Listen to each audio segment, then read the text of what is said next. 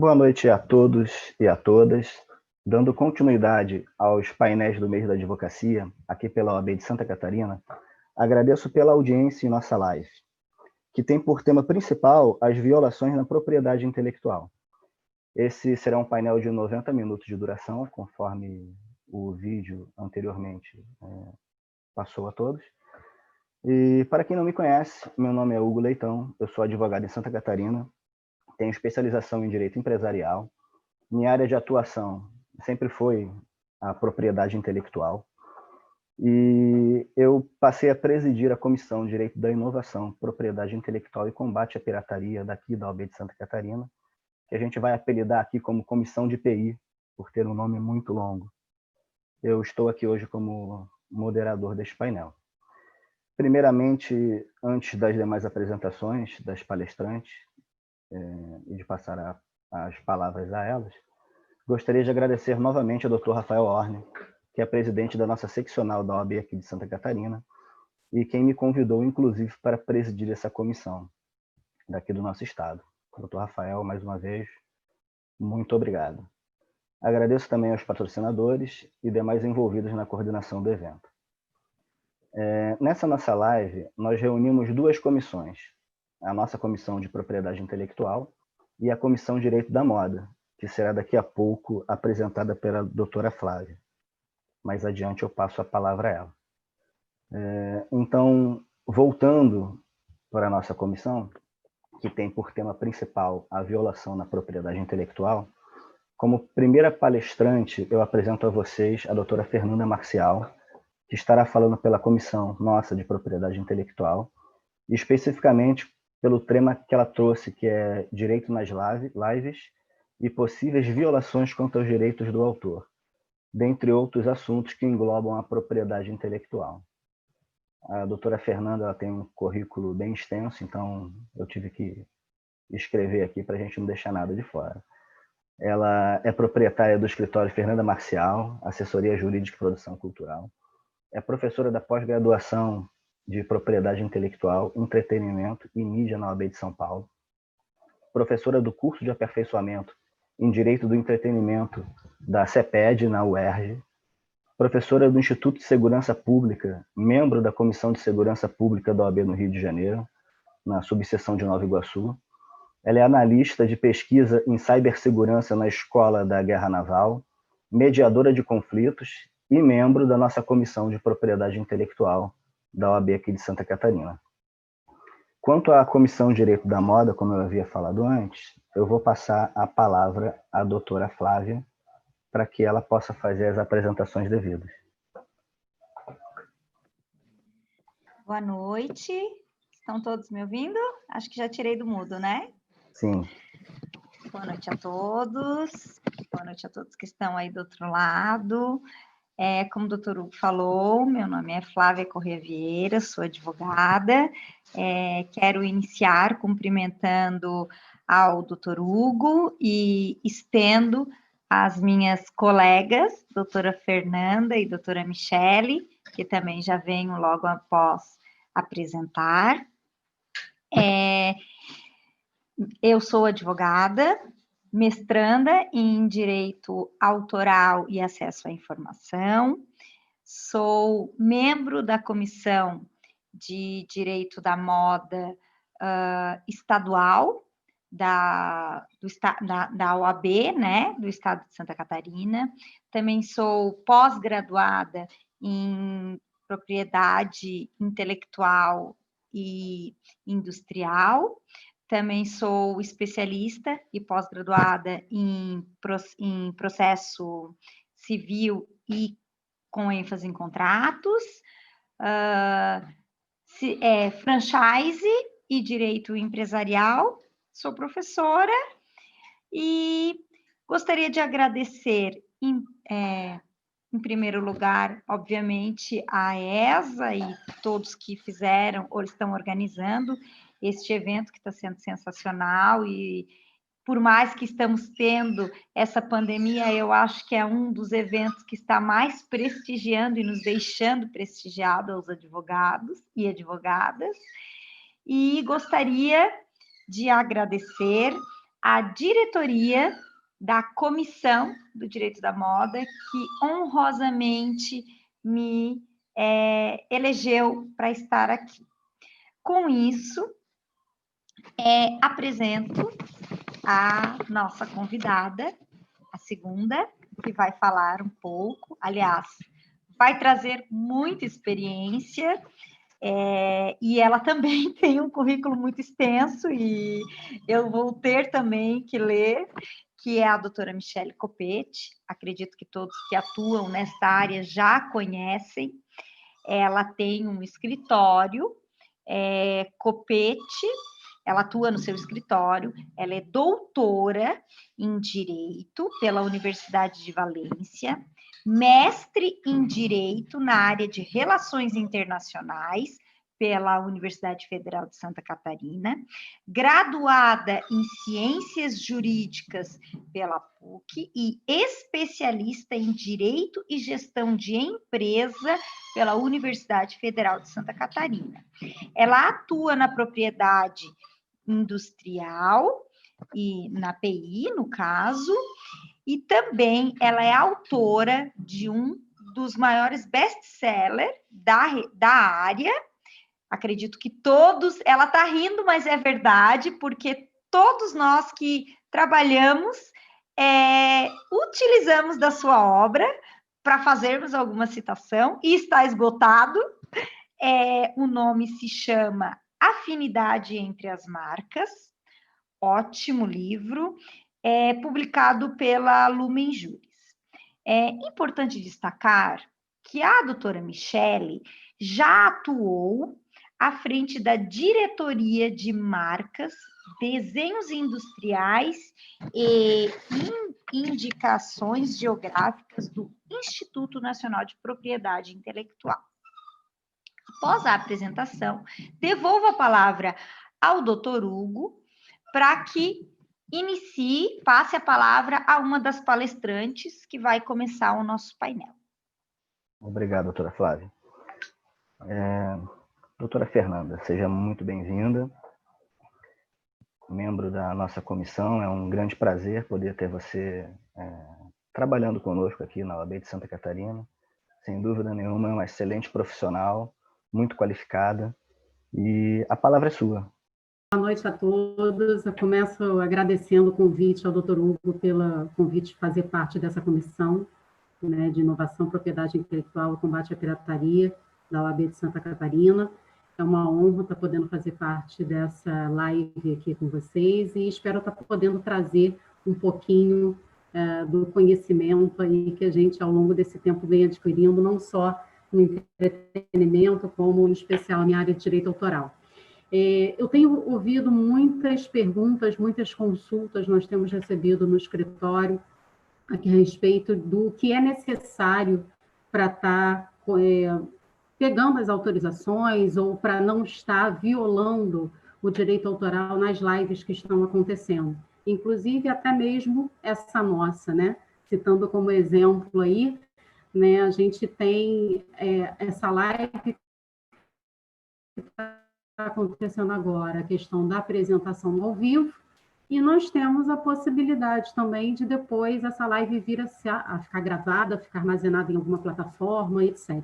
Então, desmistificando um pouquinho dessa questão do vivo e da questão da possibilidade de gravação, a partir do momento que a gente está fazendo uma execução, né, de determinado conteúdo, seja ele de criação própria ou não, e que a gente está transmitindo isso ao público, em direito autoral, que é coordenado pela Lei 9.610 de 98, nós temos o chamado execução pública, né? Então, a questão da live está acontecendo ao vivo, né? Nós já temos uma coletividade de pessoas assistindo a esse conteúdo, seja ele científico, seja ele de criação própria, seja ele musical, enfim, independente da área de atuação dentro das artes, a gente tem essa questão da frequência coletiva. Recentemente, o STJ já pacificou o entendimento de que, independente de estarmos em ambiente físico ou online, né, a questão da execução ao público, ela é a mesma.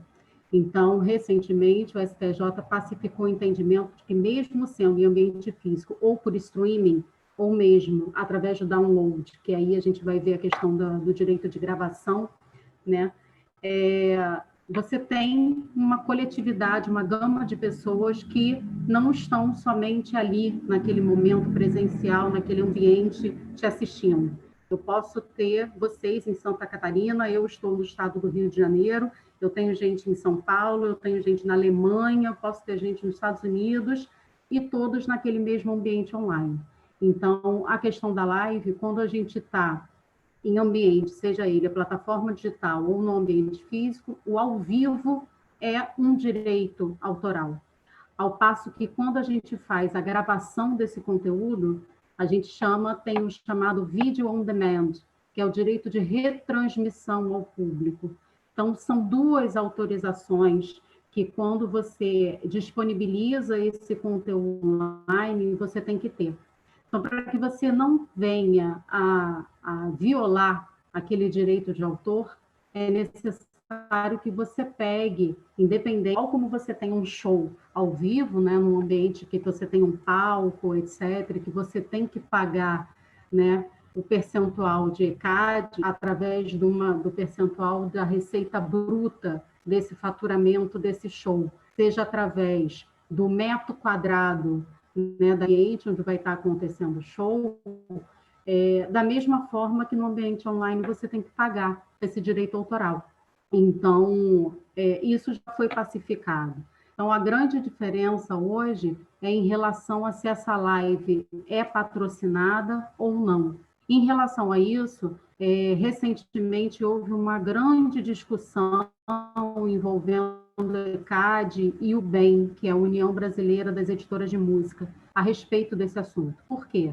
Porque faturamento, quando você tem uma live patrocinada, e aí deixando mais uma vez claro que a obrigação de pegar as autorizações dadas não se confundem com o valor de cachê ou de publicidade que determinada live vai receber por ser patrocinada ou não. São coisas completamente distintas. O direito autoral ele exige que se tenha essa autorização. Ela pode vir de forma gratuita, mas se não tiver a autorização, isso configura uma violação de direito do autor chamada contrafação, que é quando você faz a reprodução do direito do autor sem a respectiva autorização dele. Então, nesse passo, a única grande diferença em relação a essas lives patrocinadas, elas, em ambiente normal e fora do período de pandemia, Covid, nós tínhamos a obrigatoriedade de pagamento de 7,5% da receita bruta, né, ao ECAD. Ao passo que, quando a gente está durante esse período de pandemia, durante esse período de Covid, o ECAD fez um acordo, né, com os autores. Esse acordo está válido até dezembro de 2020, para que esses autores paguem 5% dessa receita bruta em relação a essas lives patrocinadas. Então, foi um desconto que foi concedido pelo ECAD em relação a isso. Agora, uma coisa é você pegar a autorização do ECAD, você fazer a comunicação ao ECAD daquele set list de músicas que vão estar sendo executadas durante determinada live. Isso, ok. Tem certas plataformas que, inclusive, se você não estiver fazendo uma live patrocinada, estiver fazendo uma live gratuita, basta você fazer a comunicação e essa autorização está sendo dada gratuitamente. Agora, quando a live ela é patrocinada, aí você tem, inclusive, se essa música sofreu alguma edição, né, você ainda tem que fazer essa comunicação ao bem. Então, você tem e-mails em que você tenha que fazer essa comunicação, pegar essa autorização. Ah, mas eu não sei, dentro do meu setlist, quem são aqueles autores que vão estar tocando. Eu não sei a quem aquela música pertence, eu não sei a qual editora essa música pertence.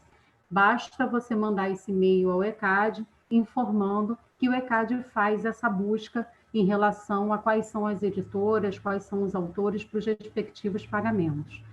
Se essa live não é patrocinada, esse pagamento, embora quem esteja utilizando, o produtor de evento, de repente, ou aquele artista que vai estar utilizando aquela música, né, na plataforma, seja ela YouTube, Instagram, Facebook, que são plataformas que fizeram esses acordos com o ECAD de forma gratuita, você fazer essa comunicação. Não é gerado nenhuma obrigatoriedade de pagamento, porque esse pagamento ele é feito de acordo com o número de visualizações e mensalmente essas plataformas pagam ao ECAD. As plataformas pagam ao ECAD. Agora, quando a live é patrocinada, que você tem que comunicar qual é o valor desse patrocínio, qual é o valor desse merchandising, qual é o valor dessa publicidade, aí você tem essa questão desse pagamento, desses 5%, 5% do ECAD, 5% da UBEM, se essa música for editada, né, se tiver, por exemplo, participando... mas eu estou fazendo uma live gratuita, não estou recebendo nada, mas ele editou a música, ele fez uma sampling naquela música, ele trocou, alterou aquela música, esteja fazendo uma live gratuita, ele tem o objetivo lá na frente de oferir algum lucro. Ele vai querer vender em algum momento aquele trabalho dele. Então, o direito do autor, ele perpassa a essa situação da live ser de receber aquele direito autoral de determinada composição, determinada música sua que esteja sendo utilizada. Continuo ou você vai entrar com alguma pergunta ou eu dou sequência? Como é que vocês estão programando aí? Oi, doutora. Não, pode dar sequência. Eu vou verificar aqui. Eu tenho até umas questões para colocar algumas perguntas que eu estava anotando, mas pode dar continuidade. Tá. Recentemente, nós tivemos agora uma outra questão assim também que é interessante citar dentro dessa diapasão do direito do autor. Recentemente, nós tivemos aí divulgado na mídia social a questão do uso da imagem indevida, né, por uma fabricante chilena de mel, que resolveu se utilizar da expressão, e aí até depois eu vou abrir para a doutora Michele falar com mais propriedade no quesito marcário, mas nós tivemos a utilização indevida, né, do direito autoral do ator Mel Gibson, né, que teve a sua imagem violada sem a sua respectiva autorização por uma marca de mel que se utilizou do Miel Gibson. Não só violou ali, nesse quesito, a questão do seu próprio direito autoral, né, como ator, como também violou o direito autoral do personagem, né, que foi retratado naquela imagem. Depois o doutor Hugo vai compartilhar aí com vocês, até se puder, Hugo, compartilhar a imagem que eu trouxe desse Miel Gibson, em que você tem ali a violação do direito do autor e do direito do personagem também.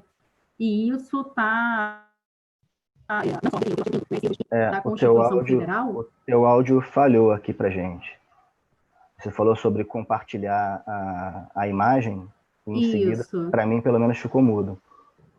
Tá, eu falei a respeito de que se você poderia compartilhar a imagem que eu trouxe do Miel Gibson, né, que foi utilizada aí na rede, e esse fato gerou essa reportagem agora, nessa semana, inclusive, porque a proprietária dessa empresa, né, dessa marca de mel, ela recebeu uma notificação dos advogados do ator, dizendo que ela estava violando os direitos de imagem do Mel Gibson. E ela falou, nossa, mas durante o período de pandemia eu estava sem saber o que fazer, então resolvi... Doutora, a imagem já está compartilhada. Tá, obrigada. Então, ela recebeu uma notificação dos advogados do ator dizendo que ela estava violando a imagem dele. E aí ela tentou argumentar que estava assustada, que inclusive ia deletar sua conta de e-mail de trabalho, que ela não fazia ideia que estaria infringindo, né, algum direito autoral, que ela só se utilizou do slogan, né, da imagem do como chileno, mel no Chile se fala miel, né? Então ela se utilizou do Mel Gibson, fazendo uma apologia à questão de que aquele mel seria para ser usado apenas pelas pessoas valentes. E aí ela lembrou do filme Coração Valente, então fez uma analogia, não só à imagem do ator, como analogia à imagem do personagem. Só que o que acontece? Todas essas questões de direito autoral, como eu já falei, para que você não venha a ferir na questão da contrafação, né? Não só de determinado conteúdo ou mesmo do direito de imagem, você tem que ter a autorização daquele autor.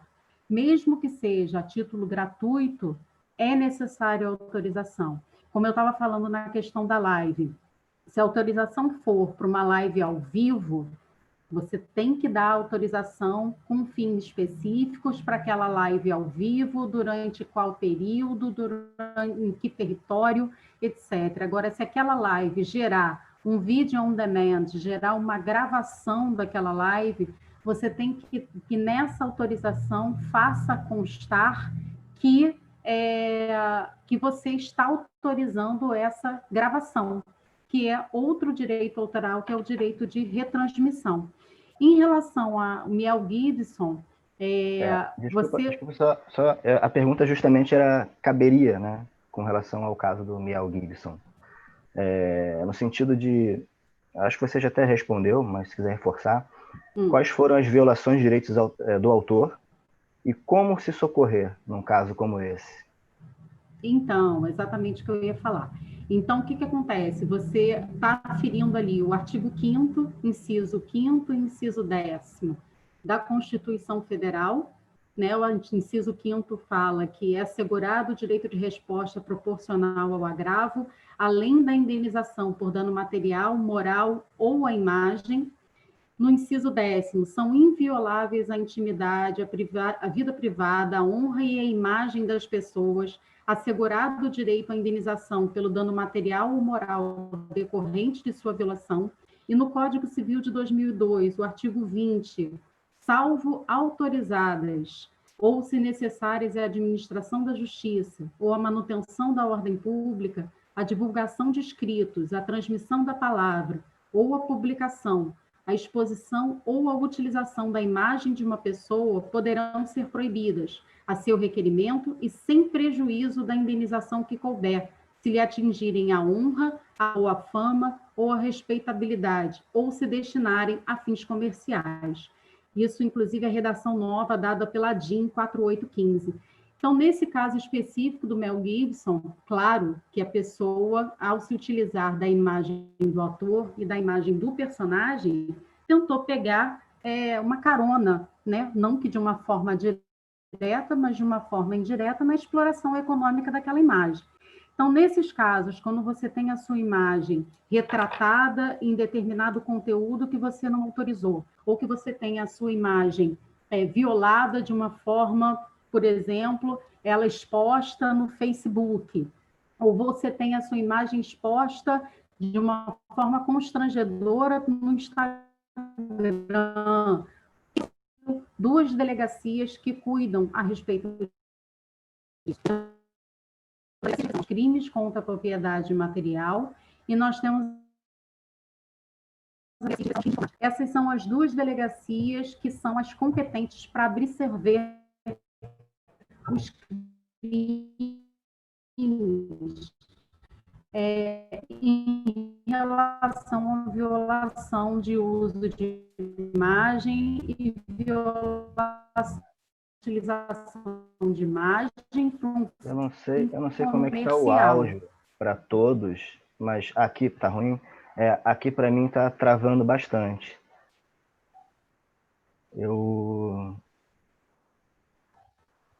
Mas pode continuar, doutora. Vamos ver se melhorou agora. Eu acho que a tua imagem agora ela estabilizou aqui para mim. Então, são coisas diferentes do que você tem a utilização da sua imagem utilizada para um fim comercial ou para o fim publicitário, ou como aconteceu o caso concreto também, de você ter, de repente, você fazer parte de alguma firma, né? E essa firma, ela tem uma confraternização de final de ano, por exemplo. Aquelas pessoas naquela festa da firma, as pessoas vão estar sendo fotografadas, etc. Digamos que você pegue uma fotografia feita nessa festa, nessa confraternização de determinada empresa da qual você é empregado, e essa fotografia vá para um banner de um ônibus para fazer a publicidade da empresa. Aí é violação de direito autoral. Aí teria que ter a sua autorização para poder expor a sua imagem, porque é uma imagem utilizada, mais uma vez, para fins publicitários. Agora, esse mesmo caso concreto, só que nós fizemos uma cartilha para uso dos próprios funcionários da empresa. Pegamos aquela mesma fotografia daquela festa de final de ano, mas utilizamos para determinada cartilha que vai ser distribuída internamente da empresa. Nesse caso, é violação do direito autoral? Nesse caso, não, porque não tem fins publicitários. Perfeito, entendi, doutora. Voltou a travar de novo. Eu tenho alguns outros questionamentos aqui que eu tinha separado. E, por exemplo, uma coisa que tem acontecido muito hoje em dia são as lives, né? E muitas lives... O áudio, não sei para vocês, mas o áudio da doutora Fernanda tá junto com o meu. Agora tá ok. Hoje em dia, né, com essa onda de lives, a gente tem muitas lives que estão sendo derrubadas. No caso, o que o produtor deve fazer para não responder ao crime de contrafação por violação de direito autoral nas lives? Você até falou algo já superficialmente a respeito, mas se puder complementar, porque eu acho que esse é um assunto bem importante, bem atual, né? E seria interessante falar um pouco a respeito dessa contrafação. Então, é aquilo que eu já comentei com vocês. Em relação ao direito autoral, sempre você tem que ter autorização, seja a título gratuito, seja mediante pagamento de alguma remuneração. Mas a autorização do direito do autor, ela é imprescindível. O que acontece? Determinadas editoras, em especial, determinadas associações que representam esse direito de autor, o que elas fizeram? Elas firmaram com essas plataformas a adesão a um dispositivo chamado Content ID. O que é o Content ID? Ele nada mais é do que um software e que ele faz o controle, é como se fosse, fazendo por analogia, o software que controla o plágio, né? Quando você tem o plágio acadêmico, por exemplo, é um software inteligente em que ele faz uma varredura de determinadas palavras, de determinadas siglas, de determinadas expressões durante aquela live. Foi, por exemplo, o que aconteceu com a Ivete Sangalo. O que aconteceu? Eles fizeram uma comunicação, né, de determinadas músicas que iam estar sendo apresentadas por ela ali durante aquele setlist, durante aquela live ao vivo, só que ela disponibilizou ao público para que esses pedissem músicas a mais, músicas essas que não estavam contempladas naquele setlist. E aí o que aconteceu? Determinada música que ela tocou, aquele autor, aquele compositor, aquela associação da qual o autor fazia parte, aquela editora daquele autor que fazia parte, ele tinha aderido ao Content ID. E quando você adere ao Content ID, para quem quiser saber mais sobre isso, o YouTube tem um passo a passo de como aderir ao Content ID, que é muito autoexplicativo e bem eloquente nessa questão, em que você tem algumas, quando você adere, você tem algumas opções. Ou você opta para que, identificando que aquela música, que aquele autor, que aquele compositor, que aquele intérprete está violando, que aquele produtor de evento está violando, né, determinada música por não ter a respectiva autorização, ele determina, ele fez adesão ao Content ID e determinou que seja derrubado na hora. Ele não quer negociar, ele quer simplesmente que derrube. Ele fez essa opção. A outra opção seria fazer contato com a pessoa que está violando. Então, foi o que aconteceu com a Ivete Sangalo. Aquela apresentação ao vivo, ela sai do ar, né? Em instantes retornaremos, etc. Eles normalmente colocam alguma coisa nesse sentido, e aí entra a equipe técnica daquele artista que estiver trabalhando em contato com a plataforma, e aí a plataforma fala, ok, vamos autorizar se você me mandar a autorização agora, ou eu, a partir de agora, começar a monetizar essa sua apresentação. E aí, como é que entra essa monetização? Ou através do número de visualizações, que aí ele vai monetizar através desse número de visualizações, ou ele pega um percentual dessa live patrocinada, e depende do tipo de live que estiver acontecendo. Mas tudo gira nessa questão em relação a cair ou não cair, se você tem essa autorização do direito de autor, se você fez a comunicação à plataforma, né, de que você já tem autorização de ECAD, etc., se a live é patrocinada ou não, e se essa pessoa, né, que é detentora desse direito de autor, aderiu ao Content ID ou não. Tá, perfeito, doutora. Eu estou, ao mesmo tempo, aqui conectado também pelo site que está transmitindo a live para o público, né? E eu estou verificando ali que as pessoas estão falando que está travado, que travou. Aqui, para mim, está normal. Se alguém até puder comentar agora como é que está, para ver se atualiza aqui para mim. Mas, enfim... Doutor Hugo? Oi, sim. Para ajudar, eu anotei algumas Sim, coisas. Acho que pode fazer alguma pergunta? Nós vamos fazer só no final? Ainda tem tempo para a doutora Fernanda? Não, nós temos ainda 6 minutos, doutora Fernanda. Eu só queria fazer esse comentário, porque eu não sei se o público conseguiu ouvir tudo que ela falou, né? Enfim, doutora Fernanda, eu tenho aqui algumas imagens que até você me passou para a gente transmitir.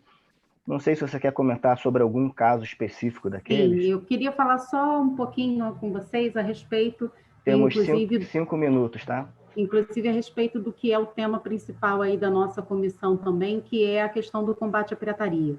Muita gente acha que a pirataria é apenas um malefício econômico, né? Quando a gente pensa em pirataria, todo mundo pensa naquilo que, de repente, o pirata ele pesa menos no bolso, ele não custa tão caro, é de mais fácil acesso ao público com menor poder aquisitivo. Só que eu gostaria de compartilhar com vocês que a pirataria ela não é só um malefício econômico, ela é também um malefício à nossa saúde, à nossa vida.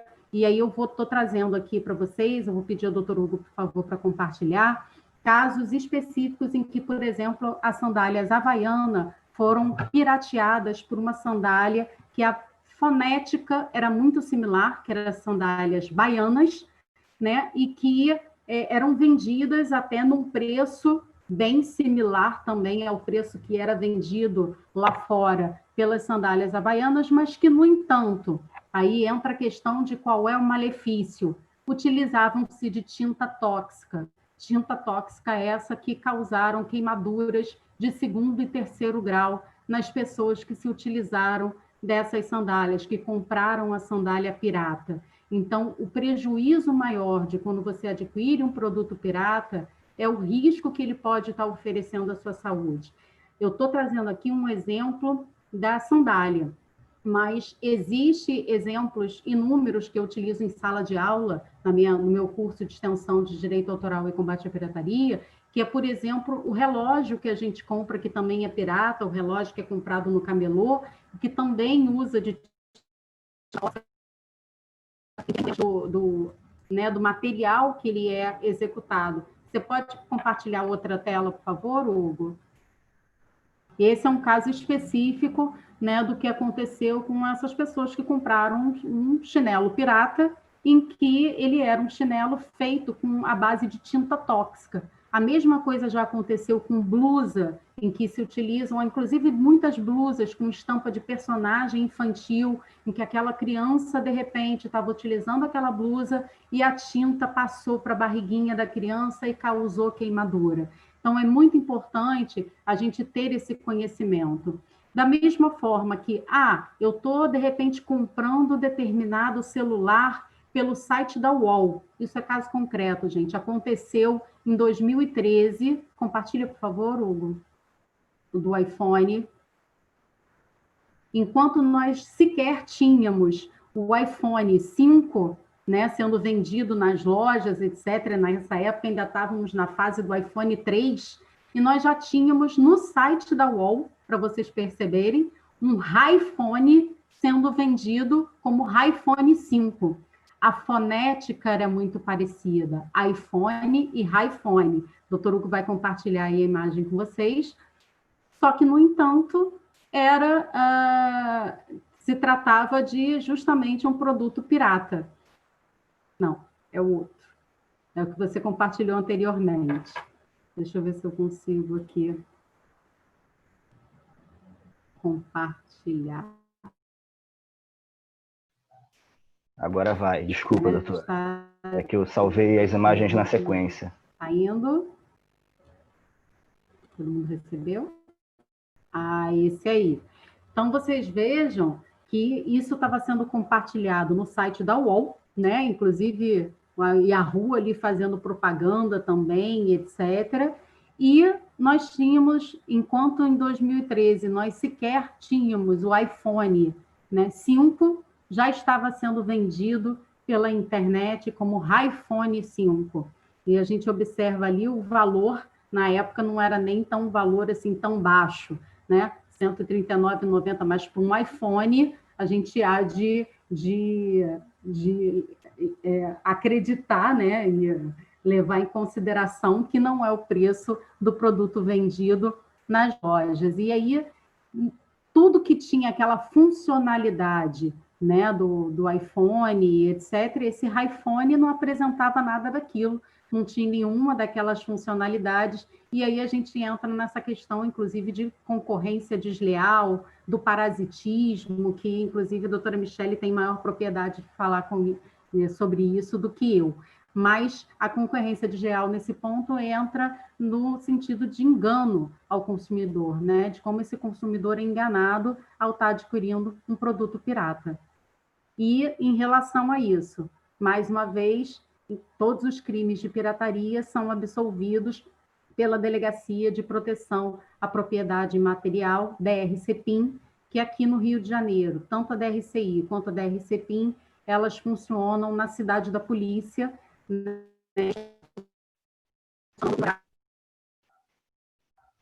Eu acho que no finalzinho travou de novo, mas deu para ouvir. Doutora Fernanda, o seu tempo também ele já está no fim. Agradeço. Depois a gente volta a conversar. No final, algumas perguntas. Inclusive, eu estou acompanhando o chat ali para a gente ver quais perguntas podemos retirar de lá para lhe passar ao final da fala da doutora Michele.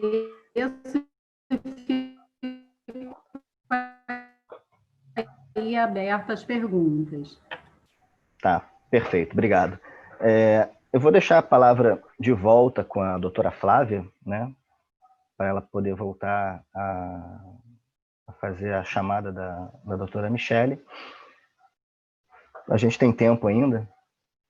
Doutora Flávia? Agora a minha fala é direto com a doutora Michele? Ou eu faço algum comentário sobre a doutora Fernanda? Não, né? No final, né? Não, na verdade eu tinha deixado dessa forma, uma vez que, como você falou... Ou eu faço a minha fala? De direito da moda, a doutora Michele está falando... Então pode deixar. É que a doutora Michele foi convidada pela Comissão de Direito da Moda. Isso. Para estar conosco aqui nessa live. Então, vou fazer uma introdução, então. Tudo bem. Acho que fica bom, né? Então, tá bom. Então, pessoal, como eu já me apresentei anteriormente, o meu nome é Flávia Corrêa Vieira eu estou aqui representando a Comissão do Direito da Moda. Essa comissão ela foi criada primeiramente estadual, e atualmente nós temos várias comissões no estado de Santa Catarina e temos também ao longo do país. Mas eu não poderia deixar de falar que Santa Catarina é um dos maiores polos têxtil do país, onde nós temos uma bela parte de contribuição, e a moda, mais especificamente, quando nós falamos de moda, nós não estamos falando só de têxtil, roupa, nós estamos falando de tudo que é arte, e então a gente agrega desde joias, sapato, tudo isso. Nós deixamos uma grande fatia para o governo. E nós nos tornamos, ao longo dos anos, e quando eu falo ao longo dos anos, digamos que de uns 10, 15 anos para cá, um grande contribuidor, né, de impostos e gerador de empregos na fatia, no queijo, digamos assim, dos setores. Devido a isso, nós não podíamos mais ficar para trás. Bom, dito isso, o direito da moda, doutor Hugo, por favor, me controle no tempo para que depois eu possa apresentar a doutora Michele, tá? Eu vou rapidamente introduzir o direito da moda. Muitas pessoas têm dúvidas sobre o que é o direito da moda. O direito da moda, ele iniciou, ele se fala, né, muito em fashion law, mas ele não tem diferença alguma entre fashion law e direito da moda. É que no Brasil a gente adota o direito da moda. Também nós não podemos dizer que o direito da moda ele é novo ou ele é velho, porque se nós formos levar em consideração, ele vem lá da Primeira Guerra Industrial, quando Maria Antonieta se utilizou dos trajes para demonstrar que a moda, na forma em que ela utilizava, era uma forma dela se compadecer e dizer que ela não estava, através da moda, saciada com aquilo. Dito isso, e com o passar do tempo, nós fomos percebendo, nós, advogados, operadores do direito, principalmente aqueles que têm clientes no ramo têxtil, percebendo que existia uma certa lacuna quando nós adentrávamos no judiciário e tínhamos algumas sentenças totalmente incabíveis, porque os juízes eram muito cabeça fechada e a gente não sabia para onde ir. Hoje o direito da moda é uma área específica? Não. É importante frisar isso. Continua não sendo. Mesmo que o Brasil hoje esteja, graças a Deus, um pouco já mais ramificado, nós não somos. Nós somos uma ramificação de várias áreas, seja quais ambiental, comercial, empresarial, autoral, PI, ambiental, ouso a falar empresarial, franchise. E não posso deixar de puxar para a propriedade industrial, né, para o PI, que é o que a gente mais vê.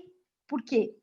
Toda área têxtil que vai começar, ela precisa ter, seja um registro de marca, e aí vem a nossa convidada, a doutora Michele, para falar e trazer alguns casos, e ela vai trazer um dos principais, e que foi um marco muito grande, mundial, e que depois o Brasil, né, enfim, começou, e aí, e também, e no PI nós temos o direito autoral, que também abrange. Dito isso, eu quero começar trazendo a doutora Michele, que já trabalhou no INPI, tem muitos casos, e vai trazer para nós um pouquinho do seu conhecimento, né? Doutora Michele, a palavra é com você e... A Obrigada, expertise é sua. Obrigada, doutora Flávia. Boa noite a todos, né? Eu já liberei meu áudio, não estou mais no mudo. Boa noite a todos. De início, eu parabenizo a OAB e a ESA pela organização do evento, né? Em nome do presidente, doutor Rafael Oro. E para mim é uma honra estar hoje ao lado da doutora Flávia, do doutor Hugo, da doutora Fernanda, tá? É claro que depois da fala da doutora Flávia sobre best-seller, ela jogou para cima de mim uma responsabilidade enorme, né? Para falar sobre isso. Ela simplesmente, né, tem uma penumbra, uma responsabilidade enorme. Enfim, sem mais delongas, pensando no tema de hoje, com o objetivo de tentar ser um pouco didática, que aí eu também ainda tenho um pouco do meu viés de academia, né? A proposta da live de hoje é a gente falar sobre violações de propriedade intelectual. E a partir disso eu pensei em como expor isso para todos vocês, e para mim também um tanto quanto nova esse momento de lives, né? Eu gosto de ver a cara das pessoas, né? A gente consegue interagir, ver qual é o nível, o acompanhamento das pessoas. Então, por favor, caso eu não me faça muito clara, deixem nos comentários aí, e no final a gente pode voltar a tratar de alguma dúvida. Enfim, mas voltando para a questão do tema, violações de propriedade intelectual. Pela vastidão do que é desse tema proposto, dessa temática, eu pensei em me dedicar hoje, né, a expor o que nós podemos, qual é o aprendizado que a gente extrai, né, a partir dessa centena de conflitos que a gente vê no dia a dia, né? Então, se a gente for retroceder no tempo e analisar assim, uma série de conflitos que ocorrem nas diferentes áreas, não apenas nesse universo do fashion law, né, esse universo do direito da moda, mas dentro de todas as áreas, né, a gente diariamente convive com uma centena de conflitos.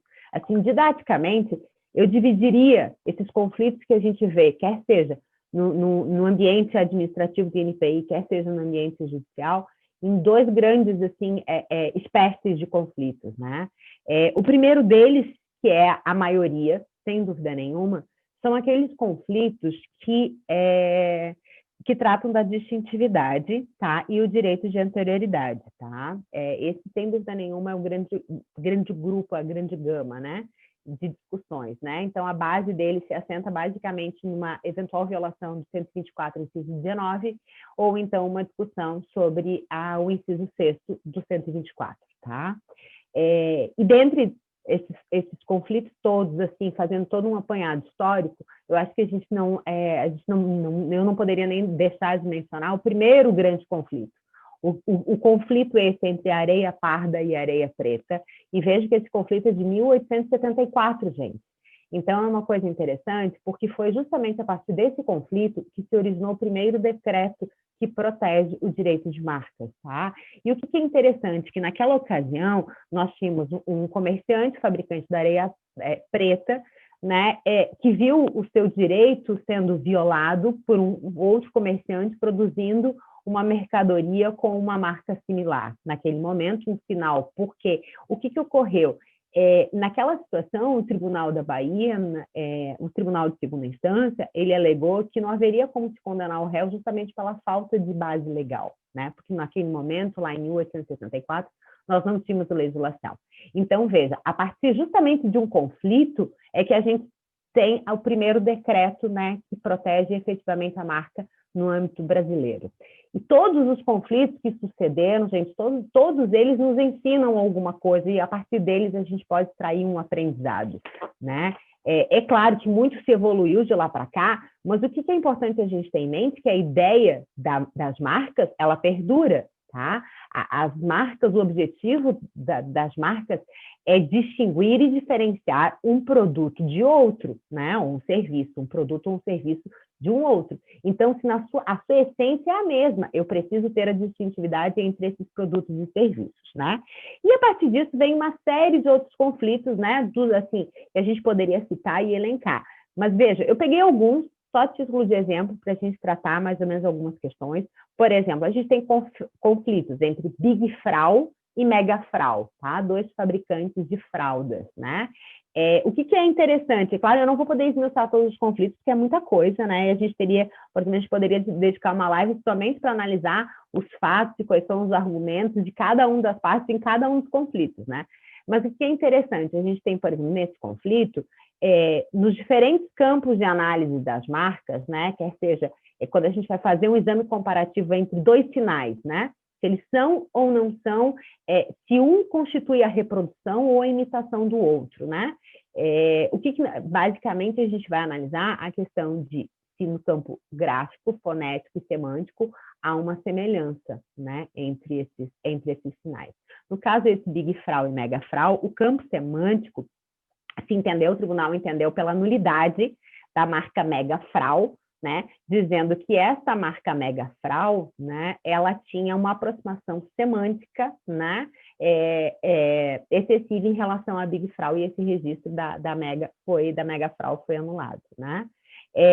De forma completamente diversa no outro entendimento, a gente tem no caso da marca Líder, né, que produtos de bebida, tá protegido na classe de bebidas, que se insurgiu em face da marca de cerveja, a Líder, que é a cerveja, a princípio, de 0 álcool. Nesse caso, o entendimento foi que o campo semântico era diverso, né? Então, haveria possibilidade de convivência das marcas e não haveria que se falar em nulidade, né?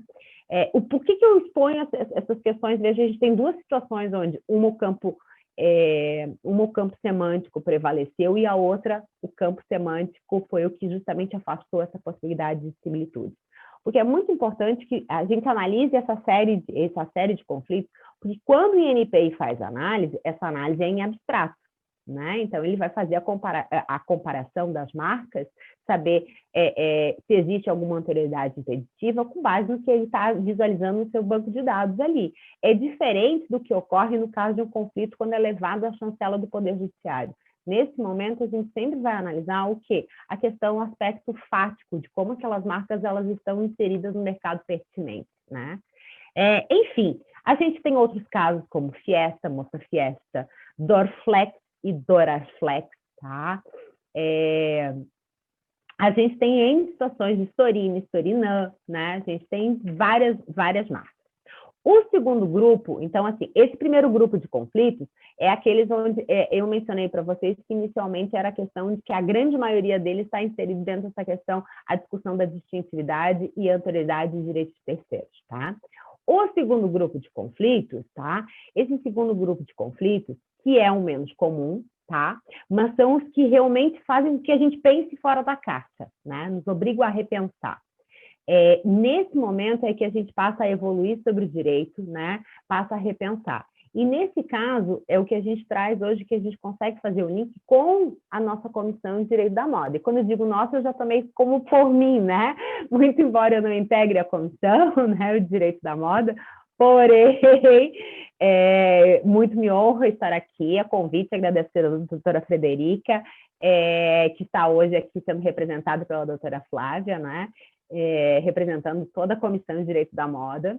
Enfim, esse segundo grupo de conflitos, né, que é o que faz com que o próprio direito, que não é estático, né, passe por transformações e modificações, né, e que a gente evolua a nossa compreensão mesmo do direito, o caso que efetivamente ocorreu aqui, que é o que a gente pode dizer, o que surgiu, o que nasce, onde o direito da moda nasce como uma disciplina jurídica, né? Onde a gente pode dizer que a base do fashion law é o conflito do Labotin versus o Yves Saint Laurent, né? Então, o conflito, né, da questão até que ponto se pode ou não ter a cor como um objeto de proteção, a cor de forma isolada como um objeto de proteção, né? Para quem assim não ouviu falar da situação, é o Labotin, uma grife extremamente famosa que começou a aplicar né, debaixo do solado, né, a parte inferior do calçado, o vermelho, né? E aí a Yves Saint Laurent também, num dado momento, começou a produzir e o Labotin se insurgiu e começou a ter toda essa discussão. O que é interessante nesse caso, gente? Assim, ó, o que abre esse universo? Então, a partir desse conflito que se estendeu de 92, mais ou menos, até 2003, ele faz com que surja, a partir dos Estados Unidos, isso se alastre pelo mundo afora, esse debate sobre o fashion law. E esse debate é tão importante, gente, que hoje isso repercute também dentro do universo dos operadores do direito, a ponto da OAB ter hoje uma comissão dedicada ao direito da moda. E por que é importante? Porque e dentro de Santa Catarina, por que isso tem uma especial relevância? Gente, se a gente for analisar o segmento têxtil, por exemplo, em Santa Catarina, ele é o terceiro maior PIB do estado, né? Então, dentro desse universo, se a gente for ver os dados, por exemplo, eu até tenho uns dados aqui, ó, mais ou menos em 2016 eram 36 bilhões o complexo têxtil, né? E dentro de Santa Catarina, isso tem uma especial relevância, é óbvio, né? Ele só perde para o eletromecânico, tá? E para o agroindustrial. Tá? Então, realmente é um universo, é um segmento, o segmento têxtil tem que ser dada a devida importância, sobretudo aqui no estado. E o que mais ainda justifica o fato da gente ter realmente uma comissão dedicada a esse tema. E quando a gente fala de uma comissão, é porque a gente, dentro desse universo de direito da moda, como a doutora Flávia mencionou, a gente não tem somente a PI, né? Muito embora a PI seja o que mais se fale, né? E é claro que eu vou falar do meu quadrado aqui, né? Porém, direito da moda não se restringe única e exclusivamente a isso.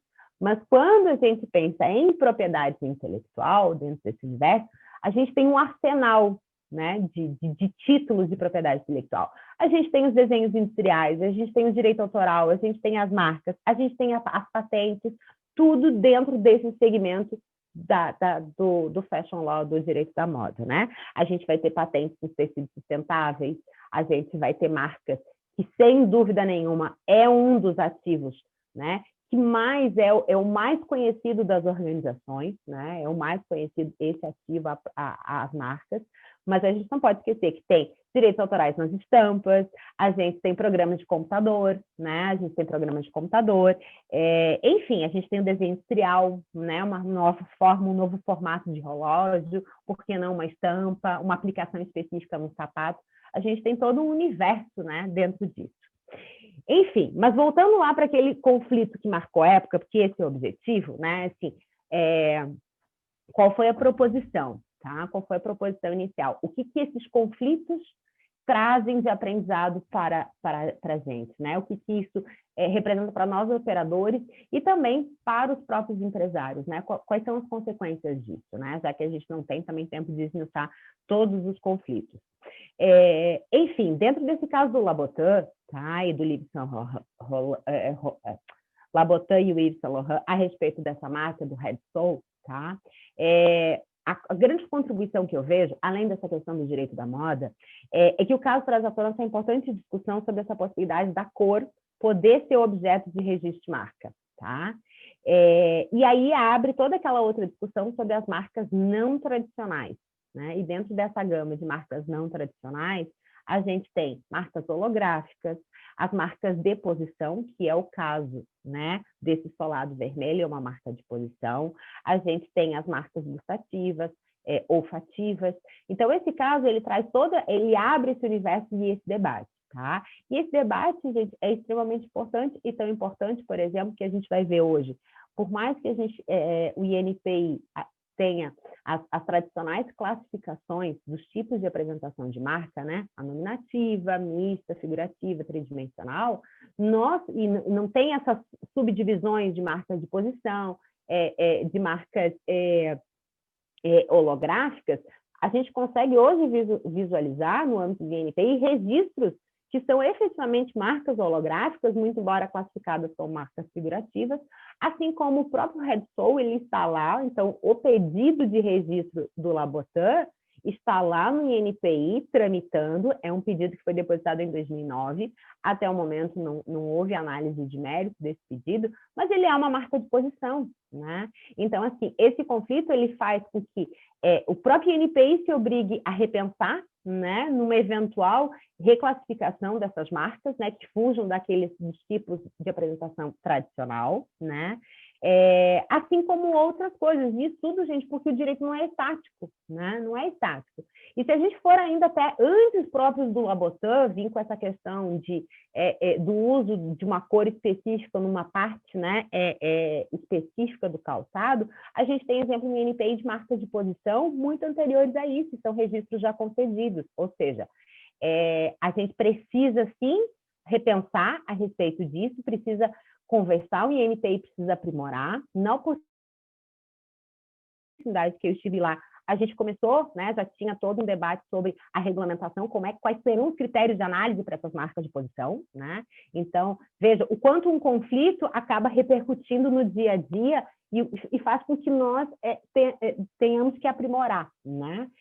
Justamente por a questão do direito não ser estático. E veja o seguinte, um outro conflito que, muito embora não esteja diretamente relacionado com o universo da moda, mas que tem impacto sim, é o caso das marcas de alto renome. Veja, foi a partir de um conflito, né, de uma série de reivindicações dos titulares, assim como de um conflito, que foi o caso da Absolute versus GNPI, tá?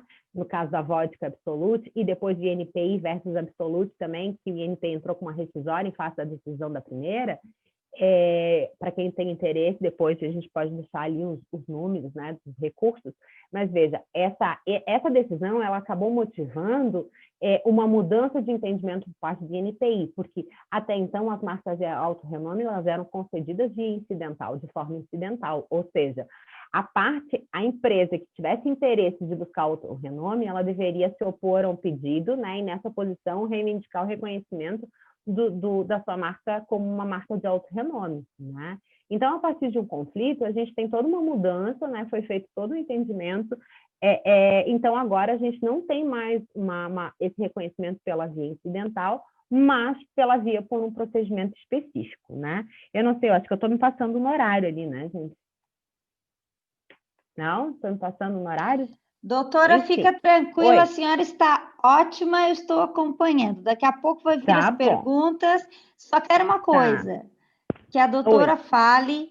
O pessoal está pedindo aqui, principalmente da Comissão do Direito da Moda.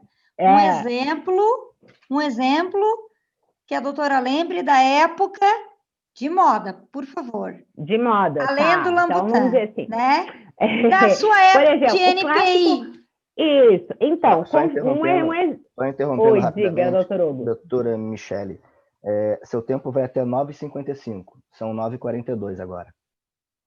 Então tá. Pode ficar à vontade. Mais uns minutos. Doutor Hugo, mas eu já incluí, né? Um pouquinho as perguntas, o tempinho da pergunta já. Se me deixar, eu vou embora, gente. Eu fico falando. Enfim, eu acho que assim, ó, a gente, voltando para a questão dos conflitos, né?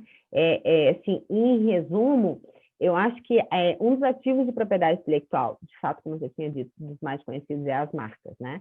E aí a gente tem, o que a gente tem nesse universo da moda, por exemplo, e pensando nos casos que a gente tem aqui de Santa Catarina, um exemplo clássico, tá? No âmbito de NPI. Dudalinda! Dudalina! Olha só, gente, como a Dudalina tem um registro, Dudalina é uma marca que tem, né, uma grande entrada no universo aqui de Santa Catarina, já tem um reconhecimento, inclusive, fora do estado, e depois, posterior a ela, teve um pedido de registro da Dudalinda. Não é Dudalina, é Dudalinda, né? Obviamente, esse segundo pedido... Na mesma classe, doutora? Na mesma classe. E, obviamente, mas é Duda separado e Linda. Duda, Linda, né? Obviamente, esse registro posterior, esse pedido de registro, né, posterior, ele foi indeferido justamente pela infração do inciso 19 do 124. O que é interessante a gente colocar? Que não apenas o vestuário, que é a classe 25, né, é uma das classes mais demandadas, no estado aqui de Santa Catarina. Santa Catarina é o 5º estado, mais ou menos, ele oscila, né, ele fica normalmente entre o 5º e 6º estado em termos números totais de depósitos, né? E desse total, mais ou menos, a classe 25, ela normalmente está ali em 3º lugar, ou seja, é a 3ª classe mais demandada dentre o número de registros no âmbito de Santa Catarina, né? Do total de Santa Catarina, né? A questão é, o que acontece? A maioria dos indeferimentos de INPI, eles se dão por violação desse inciso 19, que proíbe o quê? A reprodução ou a imitação de marca, né, de produto semelhante, né, ao anteriormente suscetível de causar confusão, né? Então, esse é o que é o inciso que proíbe essa infração com relação a um direito de terceiro ou anterioridade. E há outro motivo de indeferimento é o inciso 6º. Então, assim, grande parte dos indeferimentos de NPI se concentram nesses dois incisos. E isso automaticamente é refletido no número de ações judiciais. Também as ações judiciais, o grande número de conflitos se dá justamente por conta, a grande discussão gira em torno desses dois incisos, né? Diferente, por exemplo, no caso do Miel Gibson, né, que a doutora Fernanda falou, a gente tem um exemplo, por exemplo, no âmbito do INPI, né, de um pedido que foi feito pela própria empresa do Guga, né, o Guga Kirten, tenista, né, conhecido, né, no seu auge também, super conhecido no estado de Santa Catarina e mundo afora, né? Ele próprio, ele criou uma empresa, ele tem uma empresa, né, Guga Participações, eu não me recordo, Participações Limitadas, eu não me lembro o nome da empresa, mas a empresa foi fazer uma solicitação pedido de registro e o NPI exigiu que houvesse uma autorização, né, justamente porque a gente tem um inciso 8º que veda a utilização de patronímico, né, depósitos como marca de patronímico de terceiros e tal. Então, assim, no caso do Mel Gibson, do Miel, né, aí a gente tem uma série, além das infrações de direitos autorais, que a gente claramente tem ali a figura do Mel Gibson do filme, né, do Coração Valente, né, a gente, além disso, se fosse depositado como marca, a gente teria ainda essa questão da vedação do uso patronímico. E veja que na questão do patronímico a gente pode citar dois casos interessantes, né, que também são decisões completamente diferentes, que é o caso da Hermes, uma grife, né, famosa, que tentou ingressar no Brasil, e no Brasil nós tínhamos a Hermes do Brasil, né? Então, a RME entrou com uma ação declaratória para que conseguisse o direito de manter a utilização da sua marca, né? Então, a gente tem um conflito justamente dentro de uma grife, então está dentro desse universo, né, dessas empresas que trabalham com vestuário, que conseguiu o direito de manter o uso, né, do seu patronímico, né, e por N outras situações, né, que são enfrentadas, mas justamente ali naquele conflito tem uma grande diferença entre público e consumidor, né? O público-alvo ali foi o que ganhou efetivamente um destaque, né? Diferentemente, por exemplo, no caso do patronímico do Cielo, né? Cielo Nadador, né? Com o registro da Cielo SA das maquininhas, né? de cartão, né? O César Cielo, né, ajuizou uma ação em face da empresa Cielo e também com base nesses argumentos de uso de patronímico indevido, né, como marca. E nesse caso ele não logrou êxito por toda uma situação que, né, assim, como eu disse, a gente teria que fazer uma live especificamente para analisar cada um desses conflitos, as razões e etc, né, que não é o momento. Mas, assim, para poder fechar, para a gente poder ver as perguntas, né, o que eu gostaria de destacar que é importante? Tá? Qualquer registro de marca, quer seja no universo de direitos da moda ou em qualquer outro segmento, a gente, assim, considerando que o grande número de indeferimentos é justamente pela anterioridade de um direito de terceiro e pela ausência, né, de suficiente distintividade, quer seja, né, na sua base, porque a maioria, gente, das marcas, principalmente se a gente for ver que elas são depositadas por pequenas e médias empresas, são mais de 50% dos depositantes em NPI são de pequenas e médias empresas, existe uma tendência muito usual que se faça o uso de prefixos, os sufixos que guardem uma relação com aquele segmento, né? Então, a gente vai ter os agros, os techs, os softs, né? Os prefixos que têm uma relação. O que acontece? Nesse momento, a gente está diante de marcas, né, sugestivas ou evocativas e, às vezes, até descritivas, né? Então, eu acho que é um dos grandes cuidados, né? Porque, assim, quando a gente está falando em direito de marcas, a gente está falando de um direito de exclusividade. E por que aquele conflito do Labotan é uma coisa que gerou tanta polêmica? Porque estávamos falando da possibilidade de conceder o direito de exclusividade do uso de uma cor, que é o vermelho, especificamente para uma empresa, né? Então, a gente está falando de um direito de exclusividade. E esse direito de exclusividade, ele tem que ter um contributo mínimo. Para que a gente possa falar a propriedade intelectual, a propriedade editorial e a moda só tem sentido se a gente tiver realmente, ela exige esse contributo mínimo, né? Enfim, eu acho que assim, a outra conclusão de toda essa série de conflitos, né, que eu mencionei rapidamente para vocês, é que, diferentemente do que o INPI, né, faz em sede de concessão na análise ou em sede de nulidade, que vai ser sempre uma análise em abstrato, quando a gente se depara com conflito judicial, essa análise ela sempre é em concreto, né? Isso faz muita diferença, porque é nesse momento que a gente efetivamente vai ver se existe concorrência ou não, né? Como é que se dá isso, a forma como essas duas marcas são dispostas para o consumidor, qual é o mercado pertinente. E veja que é o seguinte, o grande boom, né, de conflitos foi a partir da década de 80, 90, com a popularização da internet.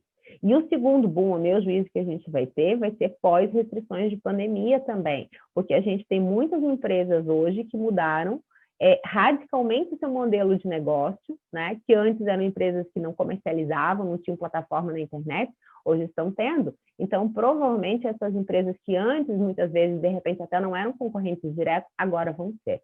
Enfim, eu acho que, assim, a última referência que eu gostaria de falar é que, assim, no âmbito do judiciário, que não está, às vezes, tão familiarizado com expressões que são oriundas desse direito comparado, assim como a gente tem fashion law, a gente tem secondary meaning, a gente tem trade dress, e tudo isso navega no universo do direito da moda, é sempre um desafio para nós, operadores do direito, né, para quem atua com isso, e, de certa forma, acaba sendo até tem uma insegurança jurídica, porque, por exemplo, em Santa Catarina nós não temos uma vara especializada, né, isso é extremamente, assim, é muito oportuno, né, justamente porque são conflitos muito especializados, são ramos muito especializados. Por exemplo, imagina um conflito no âmbito do direito da moda, como é que seria, né? Um juiz que está acostumado, porque vai cair numa vara civil, talvez, assim, cheia de processos, e aí com essas especificidades de saber se aquela estamparia, né, configura uma violação de um direito autoral, ou se de repente ela está protegida como direito, como desenho industrial, enfim.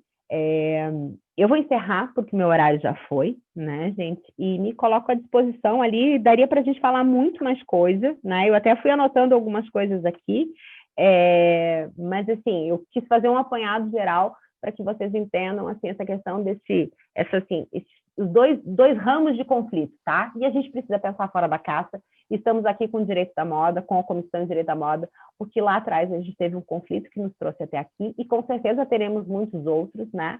Peço desculpas por não trazer mais exemplos, né? Mas eu gostaria de encerrar e agradecer a todos, né? É um prazer estar aqui com vocês hoje. Doutora Michele, muito obrigada.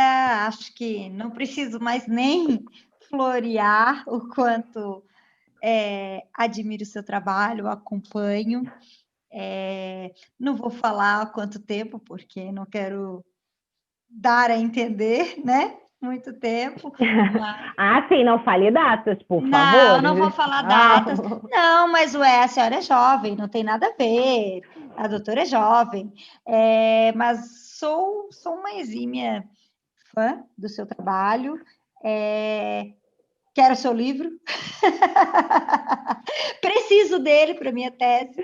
Mas brincadeiras à partes. Diga para a editora que os meus alunos e o pessoal está precisando. Mas, para finalizar, agradeço em nome da comissão. Estou aqui recebendo vários no WhatsApp, o pessoal agradecendo. Realmente, a doutora tocou num ponto muito importante, né? Muito embora pareça repetitivo, mas é algo que foi inicial. Daqui a pouco vai vir umas perguntinhas, te acalma, a coisa não está tão liberada assim, tão fácil, não pensa que está.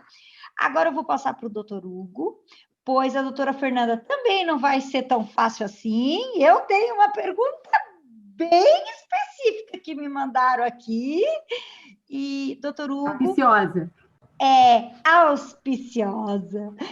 Mas, doutora Michele, muito obrigada. Estás convidadíssima para participar da nossa comissão. Será um prazer imenso. Obrigada. Apesar de que a doutora já participou contribuindo em alguns eventos. Esperamos tê-la, né? Mesmo com pandemia ou sem pandemia. Sim. E passo a palavra para o doutor Hugo, para que ele inicie, então, o nosso painel de perguntas. Doutor Hugo, a palavra Obrigado, doutora Flávia. O nosso tempo já está bem escasso, viu? São 9h55, a gente tem 5 minutos. Eu quero passar uma pergunta para a doutora Fernanda, que passaram ali no nosso chat. Só que a pessoa não se identificou. A pergunta é: como lidar com as violações de propriedade intelectual entre profissionais que atuam na área? O que você recomenda fazer, doutora Fernanda? Bom, veja bem, vocês estão me ouvindo? Sim, estamos. Tá. Veja bem, tudo depende dentro da área do direito autoral, embora, né, o artigo 28 da Lei 9.610 ele coloque que o registro ele não é obrigatório. A nossa magistratura tem entendido, né, que há sim a necessidade de prova, né? Embora tenhamos aí alguns sites que estão se propondo recentemente a fazer o registro de obras, esses sites eles ainda não são levados em consideração o peso, né, que deveria ser pela nossa magistratura.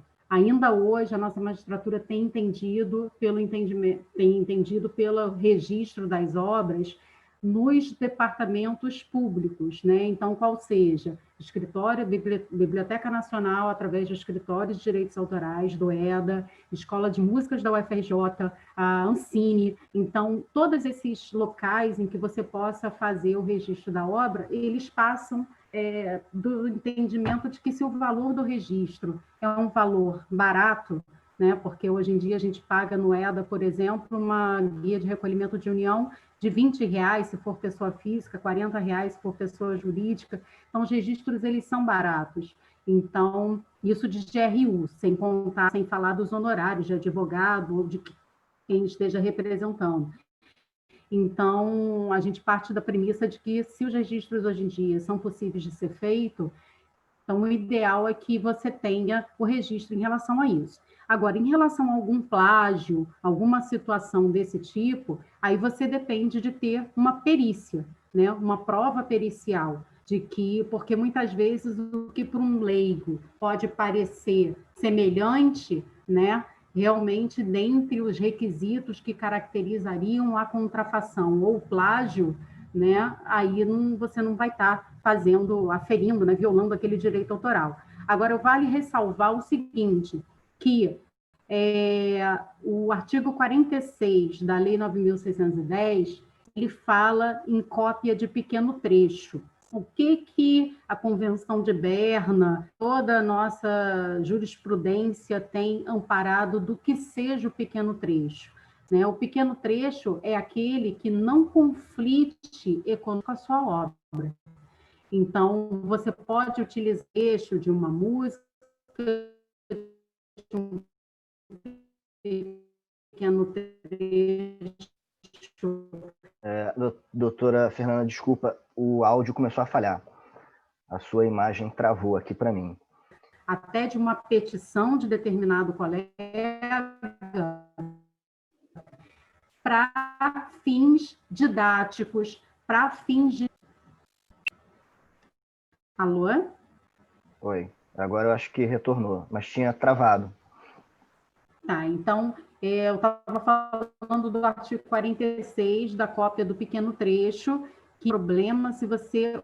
Qual é essa cópia do pequeno trecho? O que é definido? Porque a norma ela é uma norma em branco, ela não esclarece do que vem a ser o pequeno trecho. Então, o entendimento é de que esse pequeno trecho não conflite diretamente, economicamente, com a obra em si. Então, você utilizar de um pequeno trecho da obra de um colega para uma citação didática em sala de aula, para citação numa jurisprudência, para citação de determinado explanação que você esteja fazendo aos seus alunos, aos seus ouvintes, isso não é você estar violando o direito autoral. E sim, se você se utilizar daquela cópia, daquele conteúdo, para fins econômicos, para fins de publicidade, para fins que venham a conflitar com aquela criação original do autor. Respondi? Sim, respondido. Muito obrigado. Ali no nosso chat, doutora Flávia, eu ia te passar a palavra, mas no nosso chat tem um outro questionamento lá. E acredito que poderia ser para as duas. Se alguma das palestrantes puder comentar as modificações da PI por conta da pandemia ou influência da pandemia na PI. Tá. Doutor Hugo, gostaria que elas fossem resumidas e eu tenho uma segunda pergunta do chat também, que veio da Fabrícia, perguntando sobre, que eu acho muito interessante, que essa é mais para a doutora Fernanda, não é da minha alçada, mas sobre, inclusive eu já tinha até aqui anotado e veio, a live dos artistas, e Gustavo Lima, e enfim, que veio a sua fala. Mas primeiro vamos responder a do doutor Hugo, mas se as duas puderem ser um pouco rápida, porque nós estamos com o tempo um pouquinho espremido, e finalizar sobre as lives, o pessoal tem muita dúvida sobre isso, doutora. Acho que encaixaria, inclusive, depois com o que a doutora, para a gente poder divulgar o seu trabalho, tá bom? Doutora Michele, pode iniciar a doutora Michele falando sobre a pergunta do doutor Hugo e finalizamos com a sua sobre a live, pode ser? Pode ser. Por mim, perfeito, gente. Então, a pergunta ali é se a gente poderia comentar sobre as modificações da EPI por conta da pandemia ou a influência da pandemia. As modificações da EPI, em termos de direito material, a gente não tem modificações. O que a gente tem hoje a gente está visualizando uma série de violações, né? Isso se tornou tão evidente que as violações, muitas vezes, a gente vê as pessoas carregando no rosto, né? Através de uso de máscaras, né? Violando claramente marcas de terceiros, né?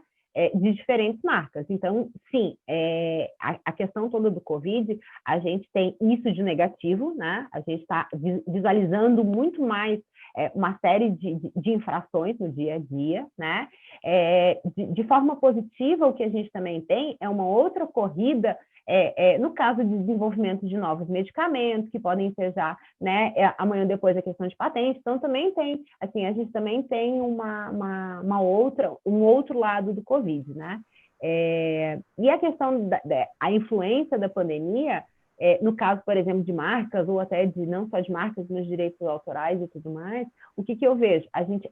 Muitas das empresas que antes não eram concorrentes diretos, porque no caso de conflito é isso que a gente vai analisar, né? Não só o mercado pertinente, mas a questão da concorrência, né? A gente está vendo essa mudança desse modelo de negócio, que é o que eu já tinha comentado antes. A gente está vendo empresas que antes, restaurantes, né, que antes não faziam delivery e agora fazem delivery, né? Então, e isso não só para restaurantes, mas profissionais que antes não prestavam serviços de forma online hoje prestando. Então, a gente também vai ter esse impacto também. Então, a gente tem coisas positivas e negativas, mas, sobretudo, nesse momento, que realmente o que eu sinto muito é ver tantas violações sendo comercializadas nos sites, né? Sendo vestidas na rua, né? A gente vê essas violações. E isso, para o titular, realmente é bem complicado. Tem as questões da saúde, que a doutora Fernanda já comentou. Enfim, boa noite a todos, gente. Não vou, para ser rápida, conforme a doutora Flávia, né? Então, já puxou minha orelha, rapidez. Do ponto de vista de Obrigada, doutora. Autoral, o que tem nessa questão das lives é justamente essa ausência de autorização do direito de autor, né? E, em especial, explicar que a questão da live ao vivo, ela não se confunde, mais uma vez eu volto a falar, a execução pública, ela existe de qualquer maneira, seja ao vivo ou seja gravado. Só que o direito de gravação, que tem a ver com o direito de retransmissão, ele é previsto em outro artigo na Lei de Direitos Autorais. Então, o direito de execução pública, que é o direito de transmissão, de frequência coletiva, de transmissão ao público, à coletividade, ele está previsto no artigo 68, parágrafo 2º da Lei 9.610. Ao passo que o direito de retransmissão, que é o direito de gravação desse produto, dessa live, inclusive essa live que nós estamos fazendo, a própria OAB, ela já teve a nossa autorização consensual para fazer essa live ao vivo. Mas se ela quiser gravar essa live, ela tem que ter a nossa autorização para poder retransmitir essa live em determinada plataforma. Então, esse direito de retransmissão, ele está previsto no artigo, agora fiquei em dúvida se é o 98 ou se é o 95 da Lei 9.610. Então, são dois direitos que não se confundem. Em relação ao Gustavo Lima, ao CONAR, etc., o que aconteceu nessa situação? Doutora, a gente tem 2 minutos. Tá, é porque durante essas lives, você tem toda uma coletividade que está atrás da televisão, e aí a gente lida com a questão da transmissão ao público, que você não sabe quem é que está atrás. Se fosse um show ao vivo, você estivesse venda de bebida alcoólica, você teria que ter um alvará da infância e juventude para participação de menores durante aquele determinado evento. Ao passo que quando está sendo transmitido, você não tem essa classificação indicativa vinculando a live, o CONAR veio e chancelou, né, inclusive através da ABRAL, né, que é a Associação Brasileira de Licenciamento também, que tem muita questão envolvendo a publicidade infantil e como é que você pode estar lidando com isso. Então, essa vedação do uso de bebida alcoólica, né, durante as lives veio em razão disso, da proteção ao direito do Estatuto da Criança e do Adolescente, que pode muitas vezes estar em casa assistindo aquela live e que está sendo influenciado por aquela bebida alcoólica consumida em excesso e sem moderação. Então, haver o patrocínio de uma bebida alcoólica não tem problema. Agora, o consumo daquela bebida alcoólica durante um horário que, de repente, não está limitado por esse manual da classificação indicativa do Ministério da Justiça ou de determinada vara de infância e juventude, é que é proibido. Agradeço a todos, espero ter também contribuído um pouquinho aí para o mês da advocacia. Perfeito, doutora, muito obrigado. Teriam até outras perguntas, mas o horário não nos permite mais. Salvo engano, a gente tem 1 minuto, então eu passo aos agradecimentos finais. Agradeço mais uma vez ao nosso presidente da seccional da OAB de Santa Catarina, doutor Rafael Orne, né, inclusive pelo convite para eu poder presidir a comissão de propriedade intelectual, que a gente apelida como comissão de PI, uma vez que ela tem um nome muito extenso, né? E estamos aqui em Santa Catarina à disposição de todos. Caso alguém precise de algum apoio da nossa comissão, estaremos à disposição. Da mesma forma, acredito que a doutora Flávia, vou passar a palavra, doutora, para poder fazer suas considerações finais. E encerramos por aqui a nossa live. Muito obrigado, boa noite a todos. Rapidamente, mais uma vez, gostaria de agradecer, não posso agradecer só a presidente, doutora Frederica, que, obviamente, né, graças a ela, mas a toda a diretoria, pois nós lá trabalhamos em conjunto. Gostaria de agradecer a ESA, a OAB Santa Catarina, a CASC, pois foi um conjunto, né?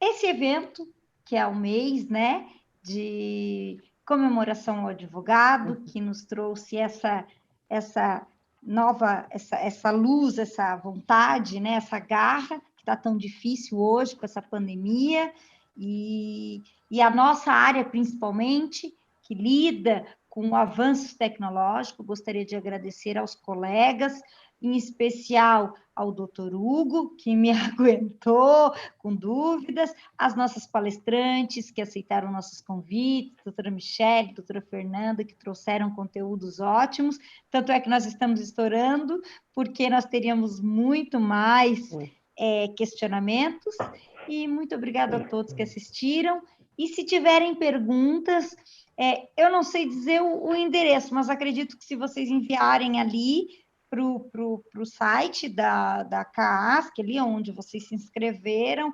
Todos nós estamos à disposição para responder e estamos à disposição em qualquer tipo de dúvidas. Eu só queria Muito fazer um obrigada. adendo a quem desejar saber mais sobre o conteúdo dessa live. Eu vou estar escrevendo um artigo e publicando no meu grupo de Direito do Entretenimento no Facebook. É só procurar por Direito do Entretenimento, que vocês acessam lá, e vários editais, cursos gratuitos, pagos, oportunidades de carreira, de trabalho, estágio, etc. Eu faço a publicação através do grupo de Direito do Entretenimento no Facebook. Fico à disposição, aguardando por vocês. Boa noite a todos. Eu acho que... Boa noite. Boa noite. Eu acho que Boa noite, a gente. todos, né? Obrigada pela Obrigado pela audiência. presença. Boa noite.